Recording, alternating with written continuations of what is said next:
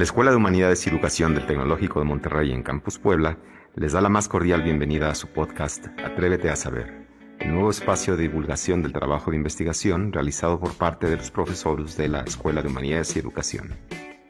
Les saludamos sus anfitriones, Rodrigo Esparza, Connie Castillo y Andrés Barradas. Bienvenidos y comenzamos. Atrévete a Saber es un espacio de divulgación del conocimiento generado por nuestros colegas dentro de la EGE como parte de su labor investigativa. El saber no solo nos permite conocer el mundo, sino también generar una reflexión crítica sobre este y sobre las diversas aristas de la dimensión simbólica del humano. Demos, pues, al conocimiento ese cariz de atrevimiento, de aventura para ir más allá de lo inmediato y evidente y construir una nueva forma de concebir la realidad que permita dar nuestra ilusión humana de plenitud existencial.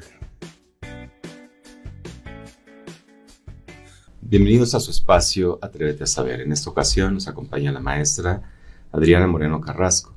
Ella es candidata a doctora en Ciencias Antropológicas por la Universidad Autónoma Metropolitana, Unidad Iztapalapa.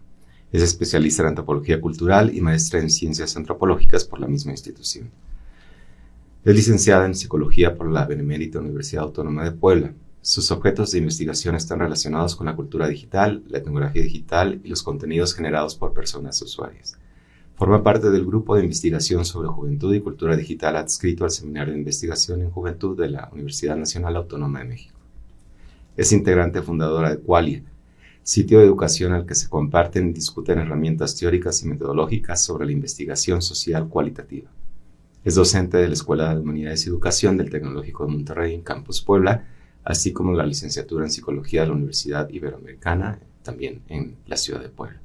Pues bienvenida, Adriana, muchísimas gracias por acompañarnos. Pues un placer que estés por acá. Muy bien, vamos a empezar de forma un tanto tangencial antes al texto como tal, con la pregunta que siempre hacemos a quienes nos acompañan, y es ¿por qué tendríamos que atrevernos a saber? Pues creo que por la simple búsqueda de placer. O sea, yo siento que saber y conocer necesariamente tiene que ver con un placer. Cuando encontramos, pues sí, como las piezas del rompecabezas que se unen, siento que eso es lo que hacemos cuando aprendemos y conocemos. Entonces, yo siento que sí tiene que ver con el placer de saber, placer de conocer el mundo. Ok, muy bien, muchísimas gracias. Propiamente, pues entrando en materia, este texto se encuentra dentro de una compilación que se llama Jóvenes entre plataformas socioculturales, Culturas Digitales en México, editado por la UNAM, si no me equivoco. Así es. Y el capítulo con el que tú contribuyes se llama Memes, Jóvenes y Tecnologías para hablar de sí mismo. Sí, exacto. Ok, entrando en materia, recordemos que pues la razón de ser de este espacio es un espacio de difusión, de divulgación. Entonces, creo que la primera pregunta obligada es, ¿qué es un meme? ¿Qué son los memes, académicamente hablando? Bueno, el concepto es bastante difuso en realidad. O sea, yo parto primero desde un antecedente que propone Richard Dawkins en los 70s, que era un etólogo en realidad, que estudiaba, bueno, precisamente el comportamiento animal, ¿no? Y él pensaba que si había unidades mínimas de lo que fuera, pensemos en átomos o algo similar, pues que en la cultura necesariamente hay algo similar, ¿no? Una unidad mínima, en este caso de cultura. Y por eso él pensaba en proponer este concepto como meme que viene de otros términos latinos que se refieren a algo similar, ¿no? Como algo que se parece, algo que se asemeja, pero al mismo tiempo él lo que quería proponer al utilizar esta palabra de meme o meme es replicar la idea, por ejemplo, de genes o de gene, ¿no? Entonces, por eso son memes o memes.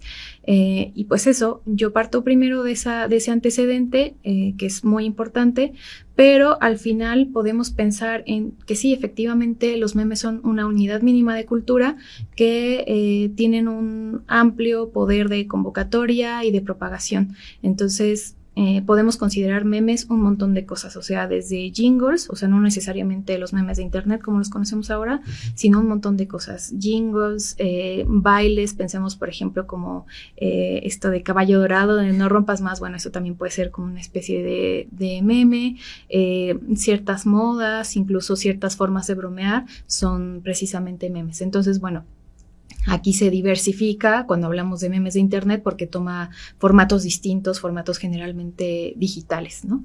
Pero pues sí, a grandes rasgos eso es un meme. Ok, y haciendo esta extrapolación ya al ámbito específicamente digital, como lo que entendemos usualmente, lo que es un meme, ¿cómo podríamos definirlo? Creo que una forma de caracterizar así claramente a los memes lo podemos ubicar por ejemplo, en estos primeros antecedentes que son los Rage Comics, que son estas caricaturas aparentemente, bueno, no aparentemente, mal trazadas, ¿no? Que son, tienen un amplio contenido de humor y que retratan situaciones cotidianas, ¿no?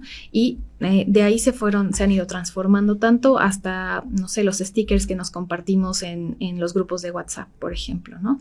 Que provienen, por ejemplo, contenidos de industrias culturales que adaptamos o reapropiamos para determinados fines o para determinados espacios de interacción.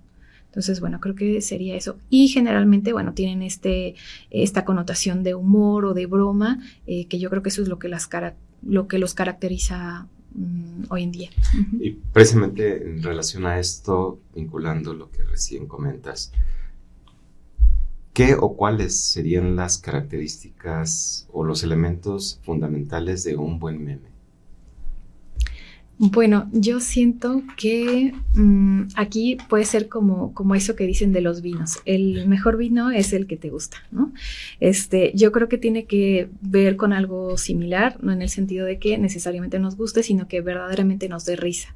Entonces, por ejemplo, bueno, tengo otro artículo que escribí en otro espacio justo para hablar de eso, porque de pronto vemos cómo hay ciertas campañas políticas o ciertos otros movimientos que buscan apropiarse de este formato de transmitir información o de propagar ciertos imaginarios que no necesariamente funcionan porque a nadie le da risa, ¿no? Entonces yo siento que es precisamente eso. Y creo que para que nos dé risa es necesario tener un capital cultural compartido, porque si no conocemos estos símbolos, si no conocemos estos códigos o estos antecedentes, por ejemplo, de industrias culturales que aparecen en estos contenidos, pues difícilmente vamos a entender la referencia o no vamos a cachar el chiste, ¿no? Entonces yo siento que el mejor meme es el que, independientemente de que esté técnicamente bien logrado o no, que nos dé risa y que nos conecte a una situación específica. Siguiendo esta misma línea precisamente, ¿por qué consideras que los memes gozan de tanta aceptación, quizá particularmente entre la juventud? Yo creo que es porque son muy accesibles, ¿no? Y de nuevo, depende de quién los hace. Pues es que tienen cierto bagaje, cierta forma de dirigirse a los otros.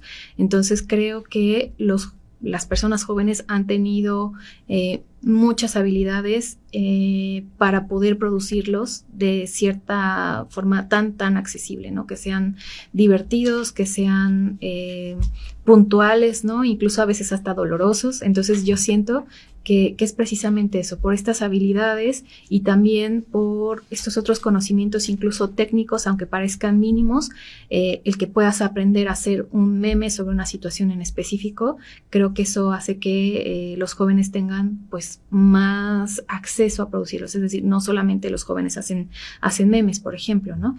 Pero creo que los más efectivos son precisamente quienes hacen las personas jóvenes por estas habilidades, pero también por su sensibilidad a la realidad y a estas otras referencias que nos permiten entender el punto y entender la idea. Uh-huh. Y entonces dirías que una población que consume mayor cantidad de memes son jóvenes o no necesariamente pues está implicado. No, o sea, a ver, creo que no tengo una estadística, digamos, de eso. Pero no creo que solamente sean los jóvenes, o sea, pienso que diferentes grupos etarios tienen sus propios memes. O sea, por ejemplo, estos memes que se adjudican o que están más relacionados al imaginario de una tía, por ejemplo, los memes de Piolín, bueno, esos, pues, digamos, tienen claramente un formato de meme, aunque no necesariamente son para reírse, ¿no? Sino acuden a este mismo formato. A las personas jóvenes pueden causarle gracia, pero bueno, eso. Incluso, por ejemplo, hay algunos autores que piensan que, por ejemplo, estas imágenes con frases religiosas que se comparten en grupos de WhatsApp familiares, por ejemplo, también son memes justo porque replican cierta idea, cierta creencia y utilizan los mismos formatos. Entonces, sí, yo creo que ahí es bastante homogéneo el uso y la reproducción de memes. Entonces, ¿cómo podríamos diferenciar en términos formales un meme de un sticker? Si es que hay alguna diferencia. Ajá, esa pregunta la verdad es que yo también me la hice porque no lograba entender qué estaba sucediendo con este nuevo formato, pero se trata precisamente de un meme en otro formato. O sea, tiene... bueno, alude a un proceso que es una mediación distinta, ¿no? Ese es el concepto, como que se remedia a partir de otros formatos, pero sigue teniendo la misma finalidad y sigue teniendo pues las mismas características, ¿no? Digamos, de humor, de que provienen de contenidos generados no solamente por usuarios, sino también por industrias culturales, por ejemplo, como películas o algunos otros productos culturales. Uh-huh. Porque en el artículo precisamente hablas de ambos como códigos. Uh-huh. Y ya bajo ese lenguaje quizá un poco más específico, ¿cómo podríamos diferenciarlos? Uno serviría como un código para qué y el otro como otro código para qué en concreto. Yo pienso que los stickers ayudan a tener una comunicación mucho más ágil, sobre todo, por ejemplo, en grupos de WhatsApp, a diferencia de los memes. O sea que necesitamos tener una galería de memes y poderlos organizar lo suficientemente bien para poderlos compartir, por ejemplo, en alguna conversación que está sucediendo en el momento, ¿no? Y los stickers tienen más facilidad de eso, ¿no?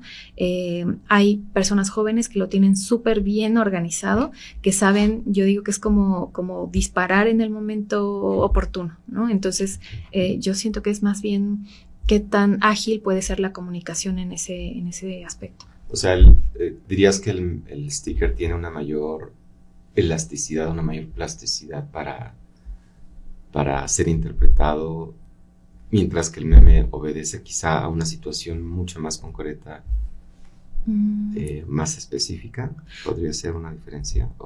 No, creo que más bien tiene que ver con cuestiones no sé si está bien dicho, como usabilidad de eso, de que se utilicen más fácil, por ejemplo, los stickers en un grupo de WhatsApp, por ejemplo, o en una conversación de WhatsApp, y los memes, digamos como los conocemos regularmente, una imagen con texto, un video con texto, un GIF con texto, necesariamente requiere también otro proceso ahí de almacenamiento para poderse utilizar, por ejemplo, en Facebook, ¿no? Entonces, creo que es más bien de cómo se utiliza y en qué situaciones es más apropiado, por decirlo así, de utilizarlo. Uh-huh. Muy bien. Me regreso un poco hacia el inicio del texto, porque finalmente este trabajo pues, es el resultado de una investigación de campo. Y en algún momento apelas al ejercicio etnográfico. ¿Cómo hay que entender en términos sencillos, llanos, lo que es la etnografía? La etnografía a mí me gusta pensarla en términos de conectar información. Entonces, la etnografía requiere eso, buscar información en distintos nodos y articularla de cierta manera para poder tener un panorama de esa situación o de ese fenómeno que estamos estudiando.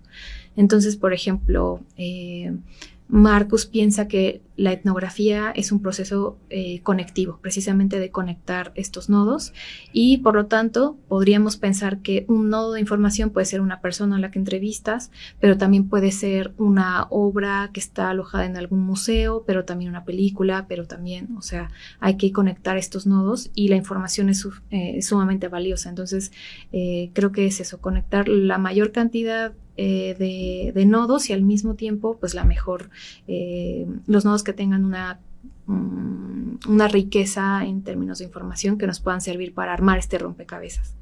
Y en tal sentido, ¿cómo fue tu ejercicio etnográfico?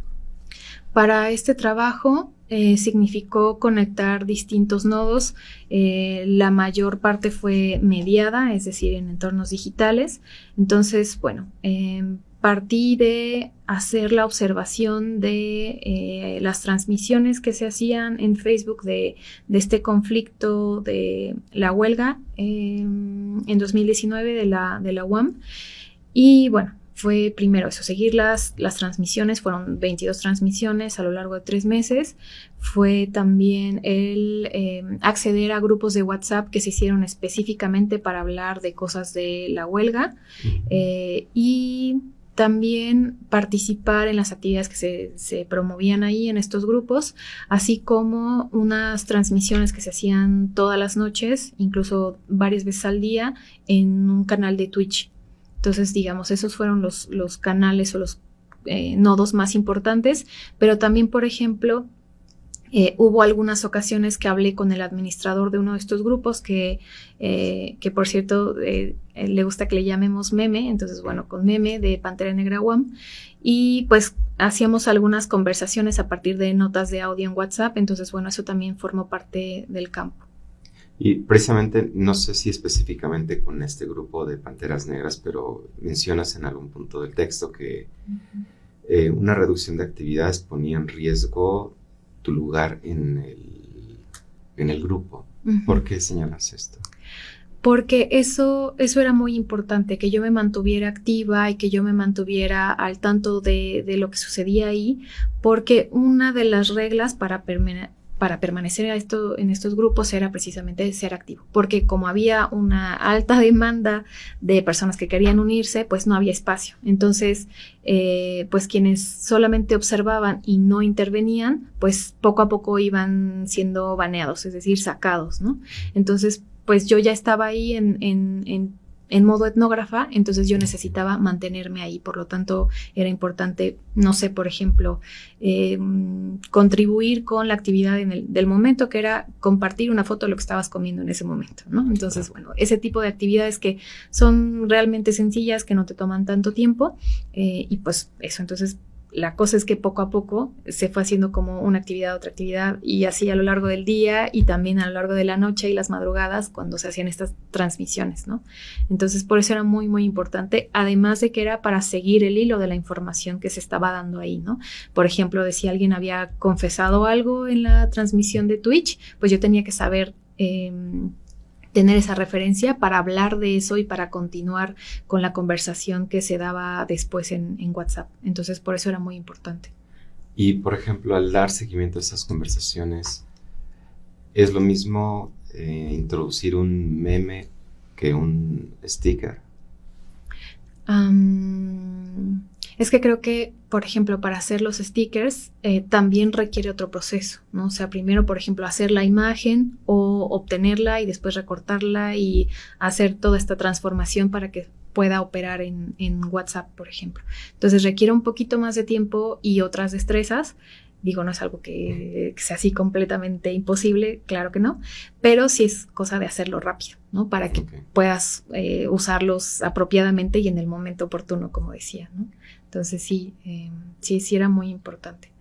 O sea, sí habría una función diferente en el uso de un sticker a la de un meme.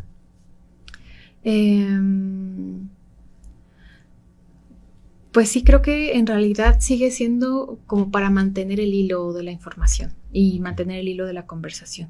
Entonces, creo que, por ejemplo, en los grupos de WhatsApp no eran tan habituales los memes tradicionales, sino ya a partir de stickers.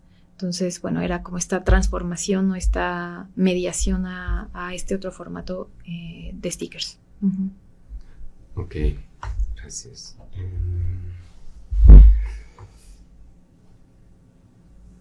En algún punto citas a Paula Recaudo, que es una colega de nosotros en Campus Ciudad de México.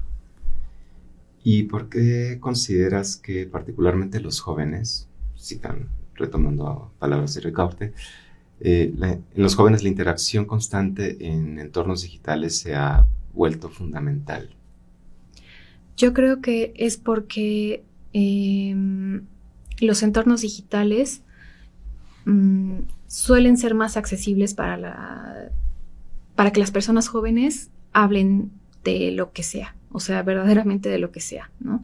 Y creo que eso ha ayudado a que las personas jóvenes se conecten, ¿no? O sea, creo que, por ejemplo, en este trabajo me di cuenta que muchos estudiantes empezaron a tener vínculos muy fuertes que de otra manera no se hubiera logrado porque estudiábamos o estudian en diferentes unidades, por ejemplo, entre Iztapalapa y Coajimalpa, o sea, son unidades que están completamente alejadas en términos geográficos, ¿no? Entonces jamás se iban a encontrar si no hubiera sido por el entorno digital, ¿no? Entonces creo que estos espacios logran ser un buen punto de encuentro, también de desencuentro, pero creo que eso es lo que ha posibilitado estos espacios, ¿no? Que las personas se puedan encontrar y que se puedan seguir, pues, el paso. Entonces yo creo que especialmente las personas jóvenes, digo, no son las únicas que se apropian de estos espacios, pero especialmente las personas jóvenes son quienes han logrado tener una agencia mucho más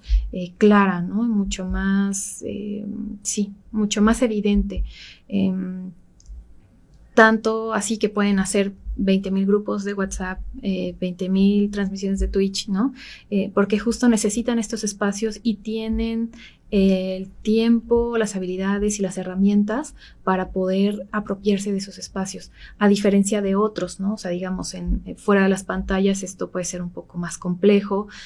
Y creo que otra cosa que también favorece mucho esta apropiación por parte de las personas jóvenes es que no comparten el mismo espacio con las personas adultas, porque siento que a pesar de que esta discusión y esta confrontación entre las personas jóvenes y las adultas nomás no se acaba, creo que sí es muy importante que las personas jóvenes se sientan en un espacio completamente fuera de la vista de los adultos.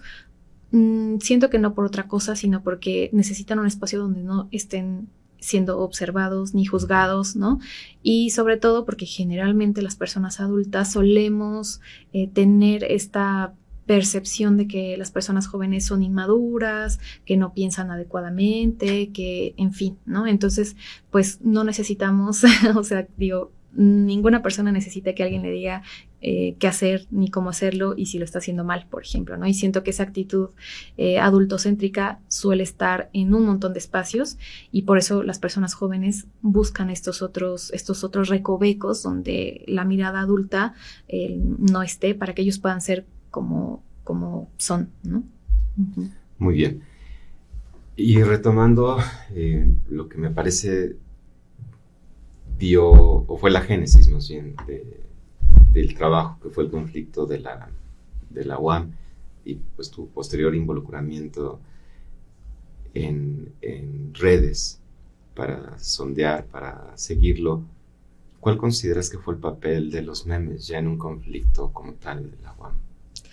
Creo que una de las funciones que cubrieron los memes fue precisamente tener un panorama más amplio de la situación, en el sentido de que muchas personas podían involucrarse haciendo memes, ¿no? Uh-huh. Y podíamos observar la perspectiva de cada uno de estos, de estas personas, ¿no?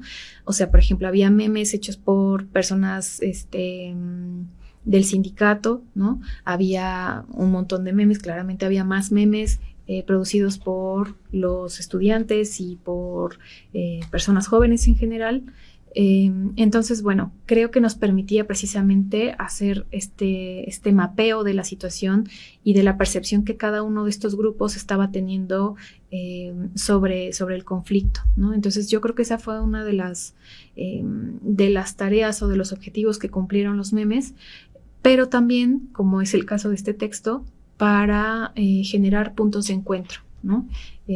Precisamente para poder conectar con otras personas a partir de estos contenidos, ¿no? Entonces, bueno, creo que los memes, como decía, fueron también un punto de encuentro y también de ver estas puntos de vista diametralmente opuestas que había entre, por ejemplo, las autoridades de la UAM, el sindicato y las personas jóvenes, específicamente estudiantes. Y en tal sentido, entonces, ¿cómo interpretamos los discursos polivalentes?